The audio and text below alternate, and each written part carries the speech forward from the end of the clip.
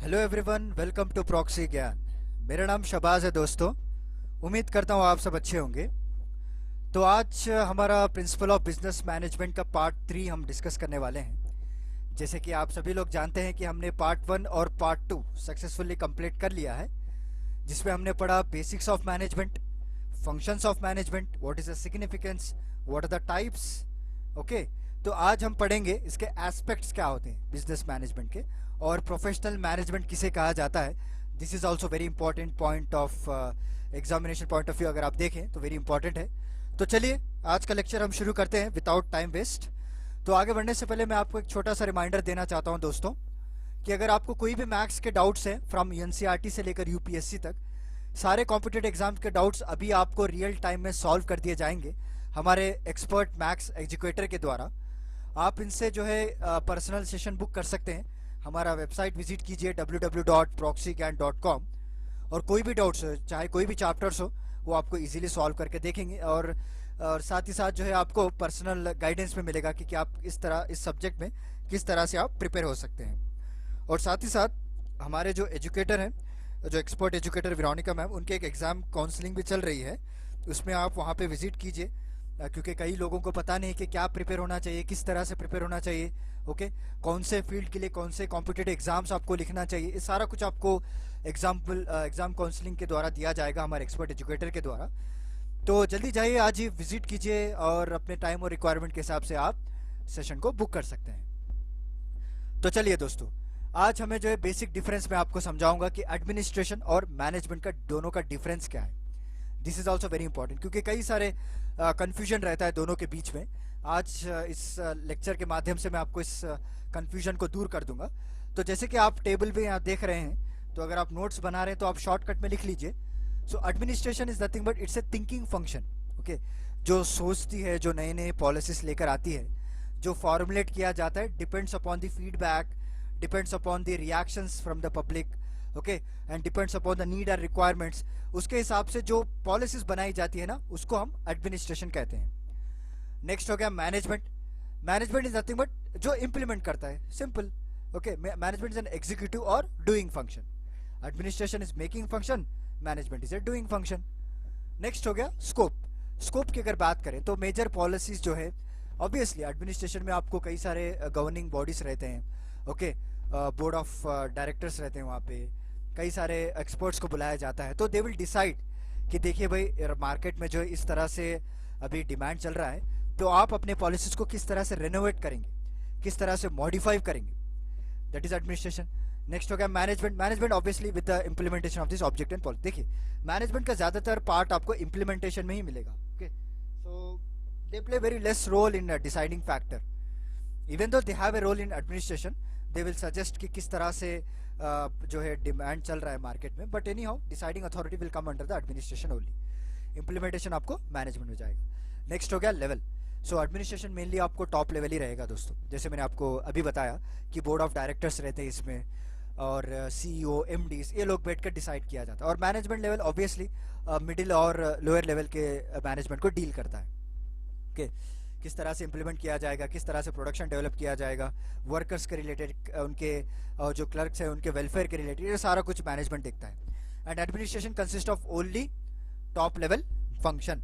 Okay, mainly ये top level function, not a only, sorry, माफ कीजिए, मेनली होता है। बिकॉज क्योंकि कई के बार क्या होते हैं, एडमिनिस्ट्रेशन में मैनेजमेंट के थोड़े पर्सनस को भी लिया जाता है, ताकि उनके सजेशंस भी ये लोग इंक्लूड कर सकें। ओके, तो नेक्स्ट विल बी स्किल्स। अगर आप देखें तो यहाँ पे ज़्यादातर आपको ह्यूमन स्किल्स के ऊपर ज़्यादातर फोकस किया जाता है, कॉन्सेप्शनल ज़्यादा होनी चाहिए। ओके, क्योंकि जो भी एक्सपर्ट्स आते हैं ना यहाँ पे, जो डिसाइडिंग पॉलिसीज के लिए along with the board of members, they have A conceptional skills. Okay, वो लोग कई सारे थीरीज जनरेट किए होंगे अपने लाइफ टाइम में, या फिर उनको प्रैक्टिकलिटी पता होगी कि किस तरह से ये ऐसे इस तरह से अगर आप इम्प्लाई करेंगे तो क्या रिजल्ट निकल कर आएगा। तो everything will be the conceptional people will be there. whereas in management they are all technical and human skills will be there. Technical in the sense workers ले लीजिए आप, okay, they don't have conceptual skills. उनको पता नहीं है कि Henry fails ने क्या कहा था, उनको पता नहीं है कि मैक्स वेबर ने क्या कहा था। okay, उनको जब पता है, उनके पास जो टेक्निकल स्किल्स है, हाँ भाई इस तरह से अगर आप मैन्युफैक्चरिंग करेंगे, यहाँ पे अगर डिफेक्ट आएगा तो मैं इसको सॉल्व कर सकूंगा। They have technical skills. Next functions की बात करें, प्लानिंग, ऑब्वियसली प्लानिंग करना, गाइडलाइंस प्रोवाइड करना लोअर लेवल मैनेजमेंट को, उनको सुपरवाइज करना, ये सारा कुछ आपको जो है एडमिनिस्ट्रेशन की नियत आता है। और मैनेजमेंट डायरेक्शन देना, ऑर्गेनाइजिंग करना कि जो जो गाइडलाइंस दिए गए हैं, जो जो प्लान बनाया गया था एडमिनिस्ट्रेशन के तहत, क्या ये प्रॉपरली ऑर्गेनाइज हो रहा है, प्रॉपरली इम्प्लीमेंट किया जा रहा है, या कोई ड्रॉबैक्स है या कोई फीडबैक है। ओके, ये सारा कुछ मैनेजमेंट आपको देखता है। तो एग्जाम्पल के तौर पर इन्होंने कई सारे हाई लेवल पोस्ट को भी मेंशन किया है ताकि आपको एक पिक्चर क्लियर हो जाए। मिनिस्टर हो गया, कमांडर हो गया, जैसे कि आप देख रहे हैं cabinet ministers, okay, union ministers. Implement कौन करता है? एएस ऑफिसर्स, राइट, सेक्रेटरी, ये सब सुपरवाइजर, वर्कर्स। और अपॉइंट जो बनाता कौन है? Governor, chairman, board of director, etcetera etcetera will be there. Okay, तो this is about basic difference of administration and management. दोस्तों, उम्मीद करता हूँ आपको आज से कोई भी दिक्कत नहीं होगी कि एडमिनिस्ट्रेशन और मैनेजमेंट में डिफरेंस क्या है। Okay, I think you are will be clear from now. Nature हमने पढ़ लिया, स्कोप हमने पढ़ लिया, लेवल को देख लिया, स्किल्स क्या क्या जरूरत है उसको देख लिया, इनके फंक्शंस क्या है, और कुछ एग्जांपल्स भी मैंने आपको बता दिए। Clear? Then move on aspects of the management. तो will discuss now about aspects of the management. तो अगर आप स्क्रीन पे देख रहे होंगे तो 4 पॉइंट्स मैंने मेंशन किए हैं। तो पार्ट 2 में हमने ऑलरेडी डिस्कस कर लिया इसके बारे में, अब इतना डिटेल में नहीं पढ़ेंगे। बट एनी हाउ, डायरेक्शन में जो है अब सब पार्ट्स के बारे में डिस्कस करेंगे। ओके, प्लानिंग हो गया, ऑर्गेनाइजिंग के बारे में हमने डिस्कस कर लिया, स्टाफिंग के बारे में हमने डिस्कस कर लिया। अगर आपने उस लेक्चर को नहीं देखा है तो आप दोबारा देखिए, इन डिटेल मैंने आपको समझा रखा है उसमें, ओके, एग्जाम्पल्स के साथ। तो डायरेक्शन जो एक 4th पार्ट था उसमें, जिसमें सब पार्ट्स भी हैं, उसके बारे में आज हम डिस्कस करेंगे। Okay, direction are the following elements. एक तो आपको सुपरविजन हो गया, मोटिवेशन हो गया, लीडरशिप हो गया, एंड कम्युनिकेशन हो गया। तो आपको एग्जाम में इस तरह पूछेगा कि सपोज सुपरविजन और motivation comes under which of the following element? Is it planning, is it supervision, और इज इट ऑर्गेनाइजिंग, और it's directing? So answer will be the direction. इस तरह से आपको बनाते हैं क्वेश्चंस, आपको इस तरह से नॉलेज होनी चाहिए। ओके, नथिंग बट आपको एनालिसिस करना पड़ेगा क्वेश्चंस को, किस तरह से वो पूछ रहे हैं। ओके, जब आप प्रीवियस पेपर देखेंगे तो आपको आइडिया हो जाएगा। ओके, तो चलिए डायरेक्शन के बारे में पढ़ते हैं। सो डायरेक्शन में जो सब पार्ट्स हैं, सब एलिमेंट्स हैं, सुपरविजन आएगा, इसमें मोटिवेशन आएगा, लीडरशिप आएगा, कम्युनिकेशन आएगा। तो फर्स्ट वन इज सुपरविजन। तो नाम से ही पता चल रहा है सुपरविजन का मतलब क्या होता है। आपने कई बार सुना होगा और आपने कई बार करा भी होगा, राइट, अपने लाइफ टाइम में। सुपरवाइज करना, छोटे से काम लेकर बड़े काम तक भी आपको कोई ना कोई सुपरवाइजर रहता ही है। कि इवन आप भी कई सारे काम को अपने अंडर सुपरवाइज करके आपने कराया होगा। नथिंग बट अपने सबऑर्डिनेट्स के पर नजर रखो, वो किस तरह से काम कर रहे हैं, उनको जो टाइम बताया गया था वो करेक्ट टाइम पे आ रहे हैं, करेक्ट टाइम पे जा रहे हैं, राइट, या फिर कोई जो है कंपनी के पॉलिसीज के खिलाफ काम कर रहा है तो उसके खिलाफ क्या एक्शन लेना चाहिए, वो सारा कुछ आपको सुपरविजन के अंडर आएगा। नथिंग बट एक निगरानी आप कह सकते हैं कि जैसे आरबीआई है, best example. RBI supervise all other banks, simple. वो देखता रहता है कि कौन सी बैंक कितने घाटे में है और कौन सी बैंक जो है इन फ्यूचर प्रॉब्लम फेस करने वाली। इसीलिए तो मोराटोरियम और कई सारे फिस्कल पॉलिसीज लाए जाते हैं बैंक्स के लिए, जैसे कैपिटलाइजेशन हो गया, राइट। तो आरबीआई को पता रहता है कि that is a supervisory of all other banks. Simple हो गया, इस एग्जांपल से आई थिंक आपको क्लियर हो गया होगा। Next motivation. Motivation nothing but it I think it's a very important factor दोस्तों, क्योंकि मैंने प्रैक्टिकली इसको एक्सपीरियंस किया है। ओके, और मैं आपको एक प्रैक्टिकल एग्जांपल भी बताता हूँ, क्योंकि जब कंपनी में काम कर रहा था, I don't want to take the name of that company, तो वहाँ पे क्या था, कई सारे एम्प्लॉयज जो है डीमोटिवेट और हमेशा जो है थके हुए, you know, stress people, they don't have that you know passion to work. Okay, so उससे क्या हो रहा था, प्रोडक्शन भी बहुत कम आ रही थी। तो वहाँ जब हमारे जो मैनेजर थे, they think because he has done the MBA, I think business management something उन्होंने किया था, so he has study about this motivation like we are studying now. तो उन्होंने एक अजीब पॉलिसी लेकर आए थे अपने एडमिनिस्ट्रेशन से परमिशन लेकर। ओके, जो कोई भी दिन में इतना टास्क करेगा उसको हम ओचर्स देंगे। ओके, उस ओचर से आप you can buy up to 5,000 7,000 rupees, right. आप कई सारे इलेक्ट्रॉनिक गुड्स भी खरीद सकते हैं। तो इस तरह से इन्होंने कई सारे मोटिवेशन पॉलिसीज लेकर आए हैं। So but any how after some time it was discontinued, क्योंकि कंपनी को भी लॉस हो रहा था। बट ऐसे पॉलिसीज लेकर आना, एम्प्लॉयज़ को जो है एक जील टू वर्क पैदा करना, एक जील पैदा करना, उनको मोटिवेट करना, उनको इंस्पायर करना, this is also comes under the direction. ऐसा नहीं कि आप सिर्फ बोल रहे हैं सुबह से शाम तक काम कर काम कर काम कर, कौन करेगा काम? उसको कुछ मोटिवेशन कीजिए, ओके, उसको बताइए, उसका फीचर बताइए कि आप इस तरह से आप स्किल सीख लेंगे तो आपको जाकर फ्यूचर में क्या होगा, आप किस तरह से प्रोग्रेस हो सकते हैं। ओके, कुछ अच्छी बात भी कीजिए, कुछ पर्सनल थिंग्स भी शेयर कीजिए। This is called motivation. Next, leadership. This is also very important. So leadership और डिक्टेटरशिप में बहुत डिफरेंस है दोस्तों। Don't confuse with leadership and dictatorship. Okay, leadership का मतलब ये है कि वो अपने साथ सबको लेकर चलता है, और डिक्टेटरशिप सिर्फ डिक्टेट करता है, भाई तो ये आज तेरा ये काम है तो आज करना है। So be a leadership, don't be a dictatorship. जब भी अगर इन केस अगर आपने एयरपोर्ट्स अथॉरिटी में भी नौकरी आ गई आपको, all the best, I think you will get definitely crack it. Okay, तो जब आपके नीचे जो एम्प्लॉयज़, कई सारे एम्प्लॉयज़ काम करते होंगे, एयरपोर्ट ऑपरेशंस मतलब आपके नीचे कई सारे वर्कर्स होंगे, राइट, उनको मॉनिटरिंग, उनको सुपरवाइज करना पड़ता है आपको, तो उस वक्त आप लीडर होंगे। तो you should follow the qualities of leadership, not the dictatorship. Okay, उनके साथ बैठिए, उनके साथ खाना खाइए, उनके साथ बातचीत कीजिए, then see how they will do their work. This is may be defined as जो प्रोसेस है, एक जो मैनेजर्स को हर चीज़ को रहना ज़रूरी है। नेक्स्ट हो गया communication. Okay, communication in the sense, obviously नाम से ही पता चल रहा है, पासिंग ऑफ इन्फॉर्मेशन। ओके, एक वन पर्सन से दूसरे पर्सन तक कम्युनिकेशन जो पास करते हैं इन्फॉर्मेशन, उसको हम कम्युनिकेशन करते हैं। ओके, ये भी वेरी इंपॉर्टेंट है। अगर लैक ऑफ कम्युनिकेशन हो गया तो it will lead to chaos, you know. कोई भी प्रोसेस अगर आप ले लीजिए, अगर प्रॉपर मिसअंडरस्टैंडिंग हो गई तो it will leads to the loss of your job itself। मैंने पिछले साइड में आपको एग्जांपल भी बताया था कम्युनिकेशन के लिए। नेक्स्ट हो गया, okay, this is about that following elements which is present in the direction. ये मैंने आपको उस पार्ट में बताना भूल गया था, तो इसीलिए इसमें मैंने इंक्लूड कर दिया है। तो ऑब्वियसली हमने ये पढ़ लिया था प्लानिंग, ऑर्गेनाइजिंग, स्टाफिंग के बारे में, जो मैंने डेफिनेशन आपको पिछले पार्ट में पढ़ाया था, that is enough. But directing में आपको थोड़े सब एलिमेंट्स थे, तो ये बताना ज़रूरी था क्योंकि ये आपके डे टू डे लाइफ में काम आ रहे हैं, तो इसीलिए मैंने इसको इंक्लूड किया है। तो next will be the professional management. ये हमारा टॉपिक है आज का। ओके, तो professional management is nothing but, देखिए उससे पहले मैं आपको बताना चाहता हूँ कि आप एक मैनेजमेंट को प्रोफेशनल है ये कैसा आप बोल सकते हैं आप। Okay, so you are going through suppose airports authority of India, और let it be take my mechanical engineering only. Okay, so if I am visiting any Toyota और एनी अदर कंपनी, तो मैं उसको मैनेजमेंट को देखकर बता सकता हूँ कि प्रोफेशन है या अनप्रोफेशनल। किस तरह से आप देखेंगे, क्या क्या देखेंगे आप एक्चुअली।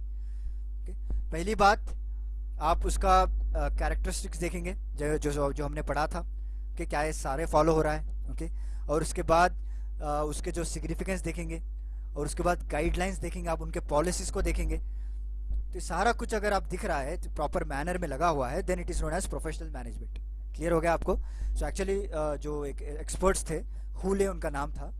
ओके, इन्होंने 14 कैरेक्टरिस्टिक्स को लिस्ट आउट किया है। उतने आज हम डिस्कस नहीं करेंगे, उतने इंपॉर्टेंट नहीं एग्जाम के लिए, बस मैं आपको थोड़े इंपॉर्टेंट सेलेक्ट करके लेकर आया हूँ, उसी से आपको क्वेश्चंस पूछ सकते हैं। ओके, तो लेट्स मूव ऑन। सो देखिए, पहला जो है स्पेशलाइज्ड नॉलेज है। ओके, तो स्पेशलाइज्ड नॉलेज होना वेरी इंपॉर्टेंट है। जब भी तभी एक मैनेजमेंट को आप प्रोफेशनल तभी कह सकते हैं तब एक नॉलेज हो उसके प्रॉपरली। ओके, कि वो जो प्रोसेस कर रहे हैं और जो ये एक्टिविटीज कैरी आउट कर रहे हैं, उनके पास ही प्रॉपर नॉलेज नहीं है, तो हाउ कैन यू से द प्रोफेशनल। ओके, तो knowledge is also very important. Next, code of ethics and social responsibility. This is very very important part दोस्तों। कोड ऑफ एथिक्स होना इज वेरी इंपॉर्टेंट। ओके, अगर आपके self अगर management की बात करें तो you should have code of ethics in your life. आपका कोई एक सेल्फ रिस्पेक्ट होनी चाहिए, आपकी एक डिग्निटी होनी चाहिए, आपके एक एथिकल स्टैंडर्ड्स होने चाहिए, तब जाकर जो है आप सोशली रिस्पॉन्सिबल हो सकते हैं। दे आर ऑल इंटरलिंक्स, मैं जो समझा रहा हूँ आप समझिए। ओके, कोड ऑफ एथिक्स और interlink with the social responsibilities. जब आप अनएथिकल हो, आपको प्रॉपर जो है गाइडलाइंस ना हो, आपके जो हैबिट्स जो है एक डाइवर्स हैबिट्स हो आपके, ओके, सोशल के पर सोशल रिस्पॉन्सिबिलिटी भी उतना ही इम्पैक्ट पड़ेगा। जब आप एथिकल रहेंगे, जब आपके पास डिसिप्लिन होगा, भाई इतने टाइम से इतना पढ़ना है मुझे, मैं ज़िंदगी में कुछ करना है, okay, I have to follow the ethics, इतने टाइम पे सोना है। Even any how you can also utilise your time for other resources also, like refreshments, जैसे कि टीवी देखना है या फिर नेटफ्लिक्स, अमेजॉन, अब तो ये रूल कर रहे हैं OTT platforms. Spend the time on that things also, but you should be in controlled, you should be follow the ethical standards. तो ऑर्गेनाइजेशन की बात करते हुए, पर्सनल चीज़ बहुत हो गई, तो मैनेजमेंट में ही इसी तरह देखा जाता है दोस्तों, कि वो किस तरह से अपने कस्टमर्स के साथ रिलेशंस है उनके। ओके, अगर कोई कस्टमर प्रॉब्लम फेस कर रहा है तो क्या सॉल्व कर रहे हैं, टाइम पे सॉल्व कर रहे हैं या नहीं, अपने डीलर्स के साथ किस तरह रिलेशन मेंटेन किया हुआ है, अपने एम्प्लॉयज़ के साथ, अपने फाइनेंसर्स के साथ। ओके, ये सारा कुछ जो है कोड ऑफ एथिक्स के अंदर आता है। जब ये प्रॉपर रहेगा ना, तो उसके सोशल रिस्पॉन्सिबिलिटीज भी ऑटोमेटिकली सही होते चले जाएंगे. Okay, so this is the first two important part which is mentioned by हुले इन हिज 14 कैरेक्टरिस्टिक्स. नेक्स्ट हो गया service motive. This is also very important. Service motive होना भी वेरी इंपॉर्टेंट है. आजकल हमने देखा होगा कि कई सारे organisation basically they made for profits. Okay, तो एक बार क्लिक हो गया तो ना वो क्वालिटी चेक करेंगे, ना प्रोडक्ट्स चेक करेंगे, ओके, ना कुछ भी नहीं चेक करेंगे. They just see the profits, कितना कमा रहे हो तुम दिन में. तो we should not be like that. Okay, we should be service motive also, कि हम पब्लिक के इंटरेस्ट में क्या कर रहे हैं, उनकी सर्विस क्या कर रहे हैं. ओके, और जो आप चार्ज फीस लगा रहे हो उनके ऊपर, क्या it is affordable to the public, हो रहा है या नहीं, या फिर हमारा सिर्फ प्रॉफिट को हम देख रहे हैं. We should make a balance between the profit and service. ऐसा नहीं कि पूरा प्रॉफिट छोड़ दो, आप सिर्फ सर्विस के लिए लग जाओ. We have to make the balance. Okay, we have to take the decision in the interest of public, issued in public interest. आपने देखा होगा कई सारे, right. So we have to take the decision in public interest. Next हो गया formal method of acquisition of knowledge. तो knowledge हो गई, आपके मैनेजमेंट के पास नॉलेज है, तो आप शेयर नहीं कर रहे हो अपने एम्प्लॉयज़ के बीच में, या फिर अपने जो नए जो इंटर्नशिप के लिए आते हैं उनके बीच में, राइट, और जो अपने जितने भी डिपार्टमेंट्स हैं शेयर नहीं करो. तो we have to take out the proper training also from time to time, ताकि एक मैनेजमेंट एक स्मूथ फ्लो में रहे, उनका प्रोसेस जो भी एक स्मूथ प्रोसेस में चलता रहे आगे बढ़कर. क्योंकि क्या होता है आजकल, क्या है, you know how the world is going to be digitalised. हर रोज़ एक नई टेक्नोलॉजी आ रही है, हर रोज़ एक नया सॉफ्टवेयर डेवलप कर रहे हैं लोग. ओके, उसको हम अपडेट होना बहुत ज़रूरी है. Okay, and we have to keep at the par with other competitive companies also. These are all things which will be trained. Okay, ऐसा नहीं कि एक बार आपने सीख लिया तो जिंदगी के लिए जिंदगी भर के लिए आप वही सॉफ्टवेयर को यूज़ कर रहे हैं. You should be trained on daily basis or on occasional basis or on requirement basis at least. Okay, तो कई लोगों, मैंने देखा है मेरे ऑफिस में जहाँ मैं काम कर रहा था, एक मेरा दोस्त रहा करता था. So he always use to search the new softwares. तो मैंने एक दिन उसको पूछा, भाई क्या करता है तू, मतलब जब घर को जाते तो क्या करता है. ही सेड कि भाई देख, अभी तो वर्ल्ड में नए नए सॉफ्टवेयर्स आ रहे हैं. अभी जब हम सैप पे काम कर रहे थे तो सैप में कई सारे डेवलपमेंट्स हो गए थे उस वक्त. तो उसने कहा था कि अभी मैं विदाउट कोडिंग मैं सारा कुछ इन्वेंट्री मेंटेन कर सकता हूँ. Okay, because I don't know that one, because मुझे सिर्फ यही पता था कि कोडिंग ज़रूरत है इन्वेंट्री मेंटेन करने के लिए. बट ही सेड कि मैं विदाउट कोडिंग, मुझे इतना प्रोसेस है कि मैं जाकर सैप के अंदर कमांड, जो ऑब्वियसली कमांड रहता है ना, उसमें हम उसके सेटिंग्स भी चेंज कर सकते हैं. तो he has that knowledge because he use to daily see the videos, he use to update. कि ये पर्सनल इंटरेस्ट में भी आता है दोस्तों आपको. ऐसा नहीं कि कंपनी ही आपको ट्रेन करें, कंपनी ही आपको प्रॉपर प्लेटफॉर्म प्रोवाइड करे, ऐसा नहीं रहता है. Personal training is also very important. So this is about professional management दोस्तों. एंड आई होप कि आपको पसंद आया होगा. Sorry, one of the last characteristics I forgot to mention, that is representative association. ये भी आपको very important part है. And let's see what will happen. So representative association nothing but कि आप अपने association body को किस तरह से represent कर रहे हो. This is also plays very important role. Okay, कि आप कोई organization हो या professions हो, आप किस तरह से उसको public के सामने represent कर रहे हो. So this is about today's lecture दोस्तों. उम्मीद करता हूँ आपको कई सारे examples, because देखिए बिजनेस मैनेजमेंट एक ऐसा टॉपिक है जहाँ पे हम इमेजेस या फिर वीडियोस से ज़्यादातर नहीं मिलते हैं. तो जो भी है हम प्रैक्टिकल एक्सपीरियंस शेयर करना पड़ता है, या जो है उसको हम इंटरेस्टिंगली पढ़ा सकते हैं. सो मैं उम्मीद करता हूँ कि आप बोर नहीं हो रहे होंगे, और जो भी मैं पढ़ाया हूँ आपको अच्छा लग रहा होगा आगे, क्योंकि एग्जाम पॉइंट ऑफ व्यू से वेरी इंपॉर्टेंट है और आपके प्रैक्टिकल ज़िंदगी में भी ये बहुत काम आने वाला है. तो चलिए फिर मिलता हूँ मैं आपको अगले लेक्चर के साथ. तब तक के लिए धन्यवाद दोस्तों.